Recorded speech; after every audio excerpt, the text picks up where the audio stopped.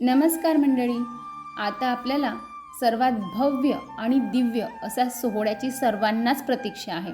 तो म्हणजे येत्या 22 जानेवारीला अयोध्येतील राम मंदिराची प्राणप्रतिष्ठा होणार आहे. त्यानिमित्तानेच हा व्हिडिओ बनवण्याचं मी ठरवलं. व्हिडिओ सुरू करण्याआधी मी सर्वांना विनंती करते की व्हिडिओ शेवटपर्यंत बघा, चॅनलला सबस्क्राईब करा आणि व्हिडिओला जास्तीत जास्त लाईक आणि शेअर करा, जेणेकरून आपल्या हिंदू धर्माच्या ह्या गोष्टी जास्तीत जास्त लोकांपर्यंत पोहोचतील.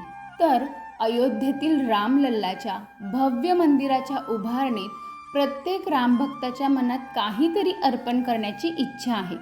याच भावनेतून गुजरातच्या रामभक्तांनी रामलल्लाला अर्पण करण्यासाठी जगातील सर्वात मोठी अगरबत्ती बनवली आहे. अगरबत्ती बनवण्यासाठी त्यांना सुमारे 3 ते 4 महिने इतका कालावधी लागला. या अगरबत्तीचे वजन 3500 किलो आहे. ही अगरबत्ती तयार करण्यासाठी 376 किलो गुग्गुळ, 376 किलो नारळ आणि 190 किलो तूप, 1470 किलो शेण आणि 420 किलो औषधी वनस्पती वापरण्यात आली आहे. अगरबत्तीची लांबी 108 फूट तर रुंदी 3.5 फूट आहे. ही अगरबत्ती 45 दिवस जळते. तसेच त्याचा सुगंध 15 ते 20 किलोमीटर परिसरात पसरेल. त्यामुळे अयोध्येपासून सुमारे 20 किलोमीटर अंतरावर असणाऱ्या रामभक्तांनाही या अगरबत्तीचा सुगंध घेता येणार आहे. थोडक्यात राम मंदिराचा परिसर गुजरातच्या सुगंधी अगरबत्तीने सुगंधित होणार आहे. तसेच गुजरातमधील दरियापूर येथून अखिल भारतीय डबगर समाजाने बनवलेला नगाडा येणार आहे. सीता मातेसाठी बनवलेली खास साडी सुरतहून येत आहे. या साडीवर राम आणि अयोध्येतील मंदिराची प्रतिमा आहे. ही साडी बनवण्यासाठी 5000 अमेरिकन हिरे आणि 2 किलो चांदीचा वापर करण्यात आला आहे. वडोदराचे रामभक्त अरविंदभाई पटेल यांनी रामलल्लासाठी 1100 किलोचा पंचमुखी दिवा बनवला आहे.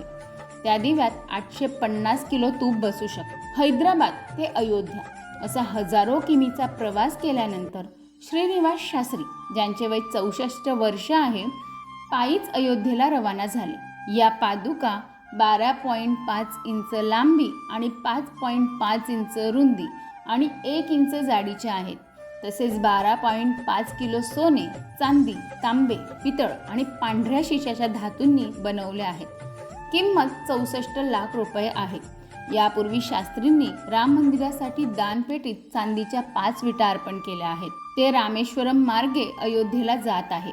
प्रभू श्रीरामांनी जिथे जिथे शिवलिंग स्थापन केले तिथून ते दर्शन घेत अयोध्येला जाणार. दरवाजासाठी 1000 किलो सोन्याचा मुलामा वापरण्यात आला आहे. हे दरवाजे सोन्याच्या अक्षरांनी सजवले आहेत. या नक्षीदार दरवाजांवर विष्णू कमल, वैभवाचे गज हत्ती आदी चित्र कोरण्यात आली आहेत. हे दरवाजे सागवानी लाकडापासून बनवण्यात आले आहे. मंदिर परिसरात एकूण 44 दरवाजे लावले जातील. त्यातील 14 दरवाजांवर सोन्याचा तर 30 दरवाजांवर चांदीचा मुलामा दिला जाईल. त्याचबरोबर रामलल्लाचे सिंहासनही चांदीचे बनवण्यात येणार आहे. अयोध्येतील राम मंदिरात सर्वात मोठी घंटा लावली जाणार आहे. 3 महिने काम करून ही घंटा तयार करण्यात आली आहे. ती बनवण्यासाठी सुमारे 25 लाख खर्च आला. या भव्य घंटेची रुंदी 15 फूट असून आतील बाजूची रुंदी 5 फूट आहे. राम मंदिरासाठी 2100 किलो वजनाची घंटा 6 फूट उंच आणि 5 फूट रुंद आहे. घंटा घुंगरू घंटी नगरी या नावाने प्रसिद्ध असलेल्या जलेसरमध्ये तयार करण्यात आली आहे. ही घंटा प्राणप्रतिष्ठेच्या दिवशी 22 तारखेला राम मंदिरामध्ये लागणार आहे. त्याच्यामध्ये विविध धातू मिश्रित करून तयार करण्यात आले आहे. त्याची ध्वनी 18 किलोमीटरपर्यंत जाणार.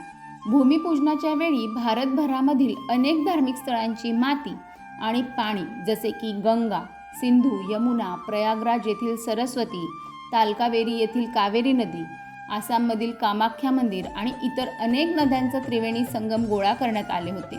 आगामी देशभरातील विविध हिंदू मंदिरे, गुरुद्वारा आणि जैन मंदिरामधूनही माती पाठवण्यात आली. 4 धाम या तीर्थक्षेत्रावरूनही माती पाठवण्यात आली होती. राम मंदिर निर्माण करताना 200 फूट खाली टाईम कॅप्सूल ठेवण्यात आली आहे. टाईम कॅप्सूल विशिष्ट घटकापासून बनवलेल्या कंटेनरसारखे असते. टाईम कॅप्सूल सर्व प्रकारचे हवामान सहन करण्यास सक्षम आहे. ते जमिनीच्या आत खोलवर गाडले जाते.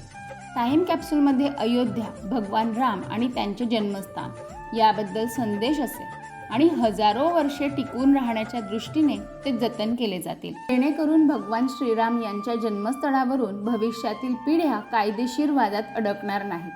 भविष्यात दुर्दैवाने एखादी घटना घडली आणि दुर्दैवाने सगळं नेस्तनाबूत झालं तर पुढच्या पिढीला उत्खननात ही टाईम कॅप्सूल सापडेल आणि त्या पिढीला अचूक इतिहास कळेल.